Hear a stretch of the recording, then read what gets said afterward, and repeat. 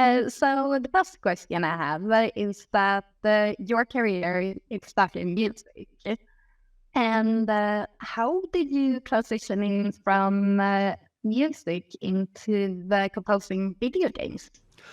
Oh, that's a good question. Actually, I started my major. I had a sort of a rough musical background in high school. I played in band and I had a little rock and roll band. Um, and then when I got to college, I wanted to be a physics and engineering major. Then, All right. but I thought the band was going to make it, so I switched to music major. So when I got out of college, the band, I just got very into the band, but I also felt like playing video games, playing early pinball games and video games. I thought, wow, this is really the future. I wanted to be the Beatles, but the Beatles were trailblazers, and a lot of the woods had been cut down in the music area, but video games were a very lush forest, and there's a lot yet to be done. So when I got a chance to do video games, I definitely went for it. Slots came much later. All right. And some Yali association is with rock and roll primarily. And who were your musical heroes? Like, was it primarily what you said? Was it Pink Floyd? Like, what did you listen to? Well, I've got to drop the big one first and just say Beatles, Beatles, Beatles, because in a black and white world, they were the thing that was in color. So that was always an easy star to follow. Why do I feel this way when I listen to Beatles, when the rest of the world is a little bit different? I always liked to pursue that, but also I was raised listening to Harry Belafonte and the soundtracks to musicals like West Side Story, the great big band arrangements behind funny artists like Alan Sherman and Stan Freberg. So I had a very and my parents were musical, listening to classical music all the time. So I had a very varied background that way. And then as as I developed my own taste in rock and roll, it became very diverse, especially doing video games. So I always liked to grab from whatever excited me, and a lot of things, especially during the. I'm afraid I do have that oversized respect for the music of the 60s and 70s that a lot of people my age have. But also, there's the beginning of world music and Ravi Shankar and the Talking Heads and all the people pulling in from all around the world. Just if it's good music, it's good music. And that's always been it for me. If it makes you dance or if it hits that emotional thing, then you can grab that, and that becomes part of a wordless vocabulary that's yours to give to people. And what's your favorite Beatles song then? Oh, you see, they say, oh, Beatles' favorite Beatles song. No, no, no, I'm not going to. No, No. I barely have preferences in life. I barely have a favorite food.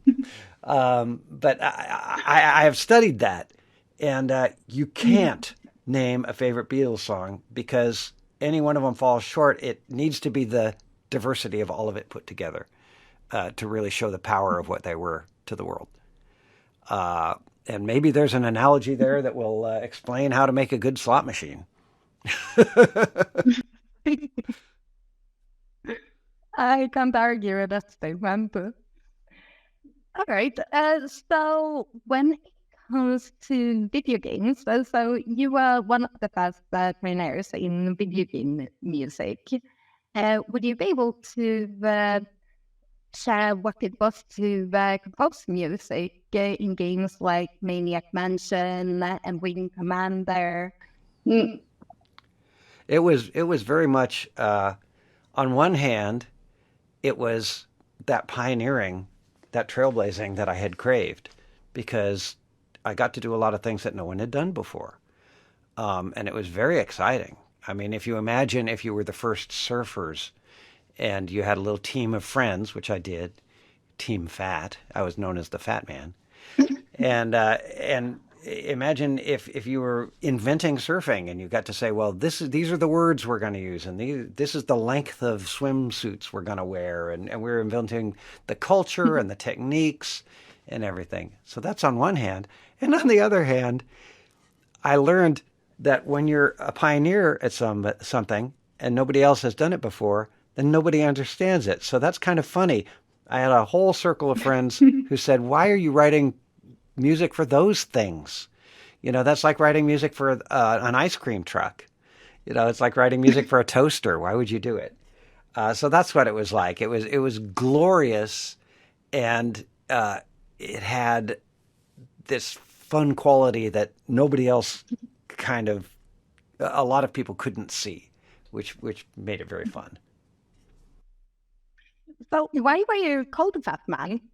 Like, where does it come from? Oh, I have a lot of facetious answers, but the true story is that when I was first lived in Austin for a while, I thought that I was going to be a hot shot there.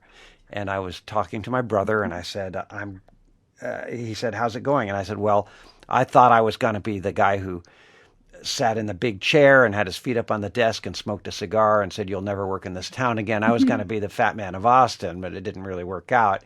And so he's, it hadn't been working out right then. So he started calling me Fat Man. And it created this larger than life image, which was also kind of fun because I, it was arrogant on the surface, but really very humbling just under it. So we got to have a lot of very nice interactions with people who came in scared and became friends very quickly. Yeah, I kept reading about like your background and so on, and then I found the Fat Man, and I was just very confused about this. You're really not fat. Well, like I said, sometimes it's hard for me to make a decision. I said earlier, but I felt at one point that I had to create a character who was capable of making artistic decisions. So I created this guy who knew what he wanted and who was the greatest of them all, and could basically tell people that this is how you do it, and he had a lot of fun, and I was able to stay a little bit detached from him and float him out there and entertain folks, and I think it was on the whole very positive journey. And so in the 80s and the 90s, the tech was quite limited. So how did you overcome all the technical limitations Well, when you were making the music? at first, it was only an artistic question because I introduced the idea of writing to MIDI, of writing to a standardized file. So I got a very limited synthesizer, and I just wrote what I could to that synthesizer, and I sent the file off to my friend, and he put it into the game. But after a while, it, I would hear things that I didn't like, and technical issues would arise that would frustrate me, and I would get involved in deeper and deeper in the technical side of it. I never got as truly deep as some of the real great technical musical people, but I did find myself running a conference at which those people met and made some of the greater innovations that happened during the period that 25 years that I was running that conference. So I did get to sit, in the hot tub with the guys who invented the drum machine and who invented MIDI. Really? Yeah, yeah. And I got to hobnob with a lot of very brilliant people. So that's been my privilege. And I got to run that conference from the point of view of the Fat Man. It was a cowboy themed conference in the middle of Texas with. I'm afraid it was a little bit of a smoke-filled room with the cigars and and the whiskey, but for its time, it was very effective. It started in I think 96 or so, and it was called Project Barbecue. And then we had another one that started a little bit later called Project Horseshoe, which was for game design, which was inspired by the fact that the slot machine company that I was working for didn't have a design department. And I thought, well, if they're not going to set up a design, if they're not going to have designers, that maybe that's because game design hasn't been defined well enough. Well, I'm going to start a conference and we're going to take on game design. That's sort of how I got into the tech side of it, and that's how I got into the, into deeper into the slot machines too. And sometimes you just get a little frustrated, and you grab the guitar out of someone else's hand and start playing it. It's not the best habit, but sometimes it leads to a good place. So, what is the process when you make the concepts for the games? Like, how does it work really? It's I have a standard answer for that, and it's one of those corny answers that you get from any songwriter or any composer. I visualize the game theme and the action as though it were a movie. This is a general rule, and I have that playing in my head, and I imagine that I'm playing the game or watching that movie, and then while I'm driving or in the shower, a lot of times, you just bump, bump, bump, bump, bump, bump, it just comes to you. You like, what am I hearing as I'm watching this film? And I try never to speak down to the player. I always give them. I always picture them as somebody who will benefit from musical quality, subtlety, humor, whatever I can give them, I want to give them. I always felt that listening to those comedy records that had perfect big band arrangements, and look, I've even got Sleeping Beauty up on the wall. You can't see it, but the children's music that I listen to, Sleeping Beauty and Mary Poppins and things like that. There's no holding back on the quality, and I always want to give that to my listener, just because I was given it when I was a kid. Um, when it comes to the Wing Commander series, it's one of the most memorable soundtracks in gaming. So, do you have a favorite piece from it? Oh yeah, but I'm gonna give that credit to my teammate Dave Govett. Um, he when we got that job, I was actually very busy. Um, and so I gave the first shot at it to him, and it was one of the first games to try to imitate movie soundtracks. And he said, "Oh yeah, well I've got a couple of tunes in my head that I've had in my head since high school." And he just kind of scribbled them down, and those were the hits. So he had the opening fanfare and the battle music were all just up in here. But my part of it, uh, and I'm gonna say I really enjoyed doing it, and I'm very proud of it. This was my first foray into orchestral music. Was I took his melodies and I echoed them throughout the whole soundtrack. Just about anything that isn't what Dave did is what I did, and I'm proud of any of them. So that whole thing is a very balanced thing. But really, the jewel in the crown is from my teammate, Dave Govett. So, how many people were you working on the music for that game Well, series? that one was just me and Dave. But All we right, had a core of four people, us two, and Joe McDermott, who specialized in children's music and all rock right. and roll, and Kevin Phelan, who is very folksy and very very talented at the technical side as well. And that was the team, and we had two women. Uh, I'm a little embarrassed to say in support positions. One of them being marketing, and the other was really all the administrative stuff.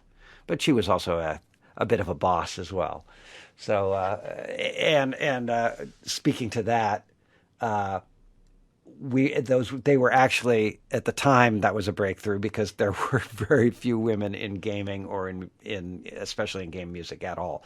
So when they came to the conferences, they were like almost the only women who were there in our segment. So it was a little bit, but I'm glad to see things changing, and I'm glad to see women coming into the picture, and more diverse points of view coming into the arts.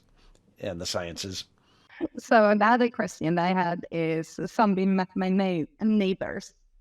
So do you have any funny stories about it or anything like that? Well, again, let me tip my hat to my teammates, and again, this is setting the stage for what makes a good slot company. But that one was primarily driven by Joe McDermott, who is usually a children's music specialist. But uh, we're one of the funny things is that his opening tune, the most famous one, is called "Evening of the Undead," and it goes. Don, don, don, don, don. You're gonna put this down. You're gonna have to write this. Don, don, don, don, don. And then you hear, and nobody knows what that is because the technology was not able to communicate anything but a fuzzy sound. But Oh, it was his son saying, is there anyone outside? So we had space for little tiny sounds in this game. It was a Super Nintendo game. And when we had spaces for, like one guitar playing that one note, and then we would pitch that note up and down. And then we had room for, and then Joe decided he's going to use up some of his valuable space to actually have talking. So that's his son going. So, is there anyone outside? It's the answer to the question that has been so mostly asked. And actually, I am preparing right now to do a concert with a surf band, and we're just getting ready to do a Halloween show, and we're going to do that song. And I'm very excited about it. My surf band has a couple of the at-risk youth uh, that I worked with at the court-run schools here in San Diego, and they're in it, Leo and Fernando, and we're gonna rock that song. So that's fun. That's so, Los Coronados. That's our band. so you worked with a lot of teams and composers. Do you have any favorites that you have worked with? Well, I worked with Team Fat, which was really a dream come true. Uh, there was an old TV show called The Monkees, which was about a rock and roll band that basically lived in a tree house and were goofy and fun and it was like mom and dad aren't coming home anytime soon sort of a feeling. It's like, well, we're just wild and wacky, and we surf in the day and play music at night. And Team Fat was like that. It was just the ultimate, and we were on top of our game, and we were well known internationally. So that's really kind of that was gorgeous. And I was in successful teams for for creating the first color graphics program for a personal computer, a color paint program with a Really? group called Rising Star, and we were the hit of all the trade shows. That was a great team, uh, and I was on the Magic Leap team for creating the hardware and software just recently for this wonderful AR product, which, for various other reasons that didn't have to do with my team,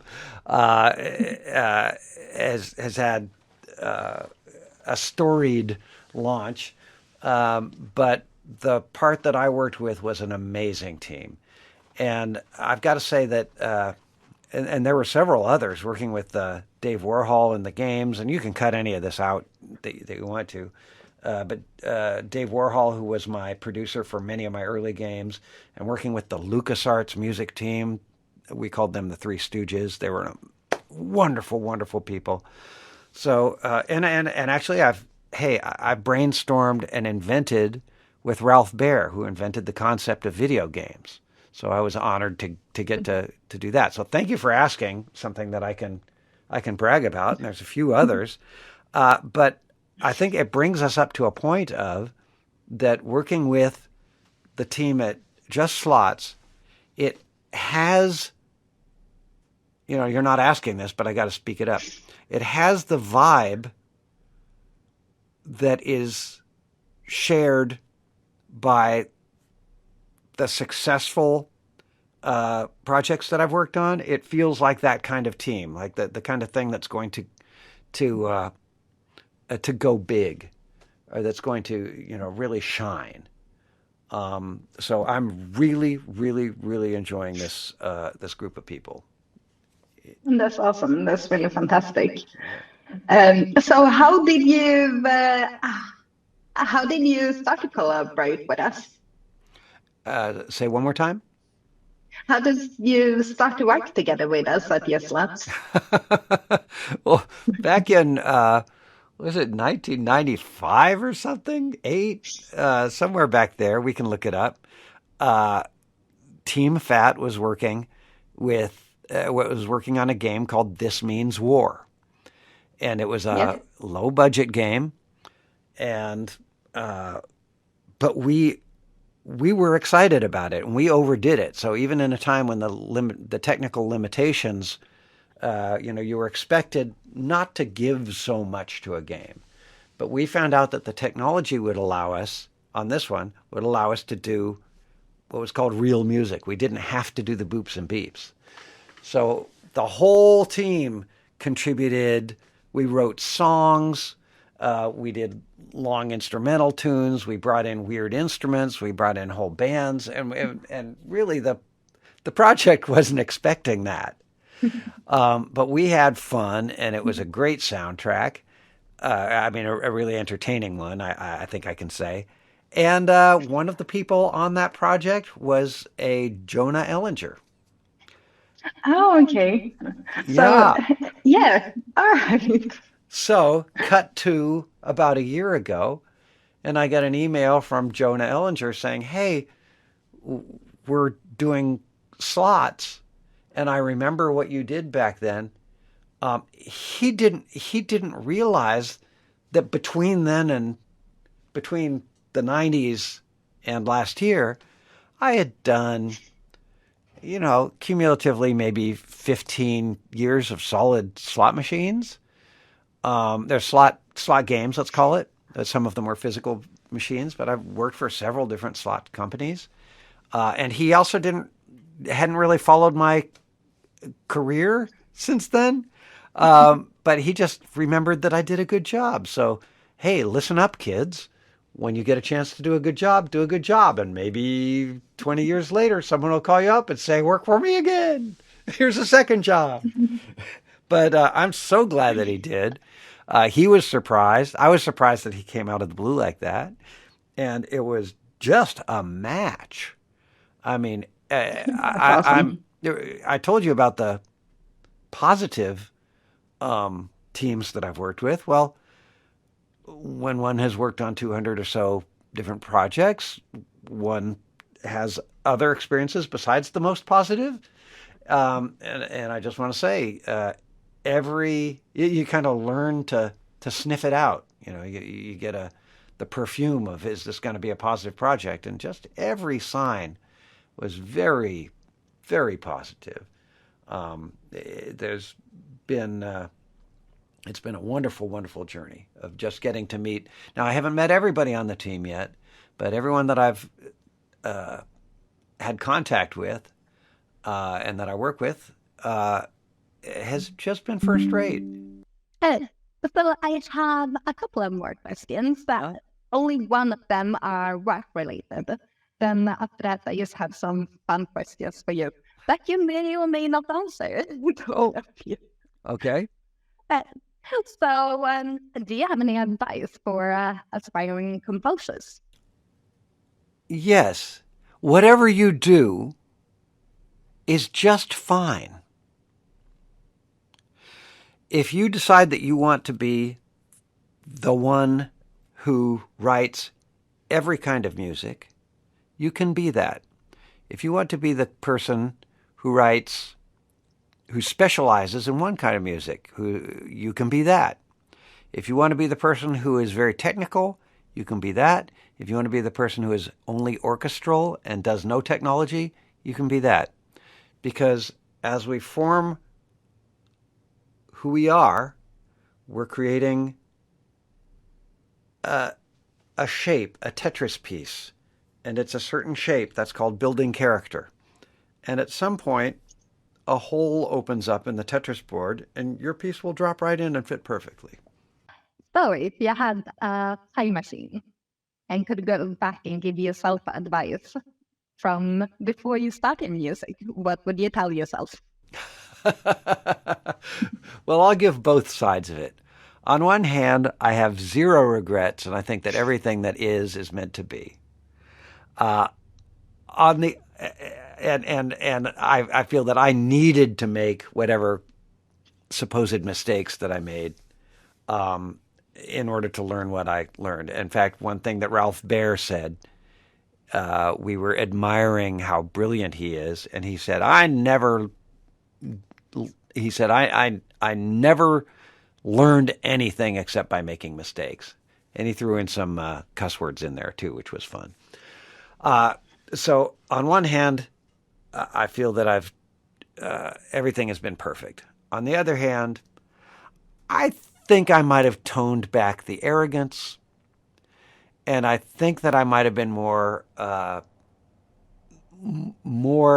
sensitive and aware to people who are outside of my circle, who are outside of my country, who are outside of my field. And I would have liked to have been a little bit less focused on just me. But and then back to on the other hand, but it was kind of fun how it turned out. So I don't know. I'm going to take it the way that it is. I am grateful for everything that has happened. So thank you for asking that question. It's good thought provoking question. And if anybody out there needs me to apologize, here's a blanket apology. I'm really sorry for what I did. We'll try. We'll try to do better. No. So if you were stranded on a desert island, but you had like fish, you had a fishing rod, you had I don't know, coconut trees and everything. Coconut, So yes, Gilligan's you were Island. sorted when it comes to food and everything, but you had to stay there for the rest of your life. You could bring 3 albums with you of music, and obviously something to play the music on. Which albums would it be? I'm. I've had trouble narrowing it down to this, but I'm gonna say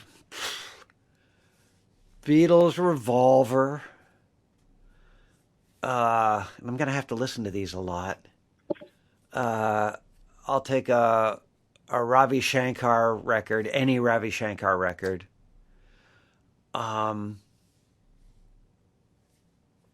you know what? I'm just gonna throw a wild one out there. I'm gonna say the best of Deep Purple. I like that one. I agree. That's a Because good one. why not? When they go to that odd chord in My Woman from Tokyo, I mean, you just can't beat that. So, so, or at least that's how I'm feeling today. Oh my gosh. But I hope I get rescued and get to go to another desert island so I can pick another 3. Not sure. Maybe you can build some boats out of the trees. Out of the coconuts. Absolutely. Exactly. You can make it work. So, do you have any guilty music pleasures? Anything that people would normally not think about you? Oh, well, yeah, yeah. I think we've already talked about those. Um, I'm I'm very partial to the comedy music of the '60s, like we said. So that's Stan Freberg and Alan Sherman, and of course we talked about my surf music craze. Um, but I also there's an a cappella group called Vocal Sampling, which is they do salsa music, or is it no Afro-Cuban music, a cappella, and it's completely insane, just delicious music, and nobody else knows about it. But oh my gosh, and it's silly because all a cappella music, I mean, they're just singing by themselves and doing the instruments with their mouths, and oh my gosh, oh no. And then I've got to say, and I blush when I say this because this is like saying I like to smoke a pipe, and pose I like barbershop quartets. Yeah. Yeah, yeah, I really do. I've got a soft spot for that. Um, there's a brass band that plays at the zoo here in San Diego, and it's just brass. And it's like a Disneyland kind of band. It's a little show band, and they're just great. Um, and yeah, is that enough for you? Um, That's not funny. okay. This wasn't so bad. Like, it could have been way worse. Aqua Barbigo. Oh, which one? Uh, It could have been way worse. It could have been like Aqua Barbigo. yeah, it could have That been. was not bad in Guilty Pleasures. Like, what you said, yeah, it's good. And I think here's a little piece of advice too, that if you can learn to like things, then you will live in a world that is full of things you like.